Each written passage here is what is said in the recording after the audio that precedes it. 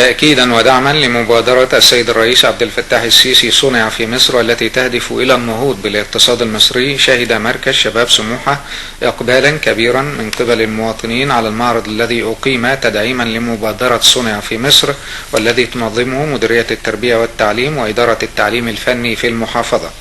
شارك في المعرض عدد كبير من طلاب مدارس التعليم الفني بالإسكندرية، وتم خلاله عرض منتجات ومعروضات الطلاب والأسر المنتجة، وأبدى الحضور إعجابهم بالمنتجات المعروضة والتي كانت أسعارها في متناول الجميع.